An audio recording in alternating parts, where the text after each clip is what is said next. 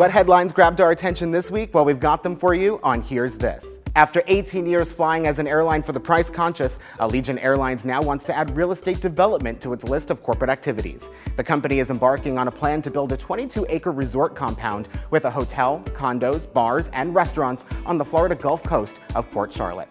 The real estate offshoot called Sunseeker Resorts will have a 75-room hotel along with 720 condos ranging from $650,000 to $1.1 million based on size. The property will be finished closer to 2020 and will include North America's largest private resort swimming pool. Now, it's fair to wonder whether Allegiant's current customer base, which pays an average of $112 for a flight, is the best source of buyers for seaside condos. But to that, President John Redmond said, "The fact people fly our plane doesn't mean they're broke. The people are flying the plane because they're going to a leisure destination."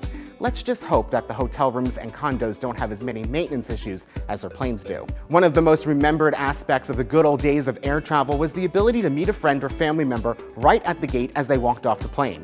Now, that ended just after 9/11, when only ticketed passengers were allowed past the security checkpoint. But now that's changed again. Pittsburgh International Airport has figured out how to bring that amenity back. On September 5th, the program called My Pit Pass began with approval of the TSA, allowing non-ticketed people to access the gates, shops, restaurants, and artwork inside the checkpoint. Non-flyers have to check in at a special desk, show photo ID, have their name vetted against the no-fly list, and of course, go through the security checkpoint. For now, passes will only be issued Monday to Friday from 9 to 5 and are valid for only one day. We were wondering, do you think this is a good or bad idea? We want to know what you have to say, so we sent our producer Brad to find out, and here's what you said.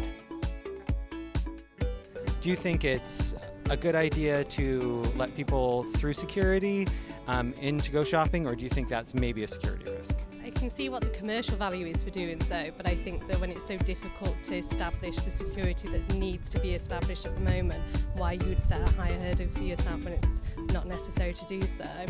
So I would say at the moment, the priority needs to be security and not shopping. We just came through Pittsburgh, Oh, really? so we didn't notice that. But I mean, I don't think there's anything wrong with it. If you're going through security is security at the end of the day. So it shouldn't be a problem.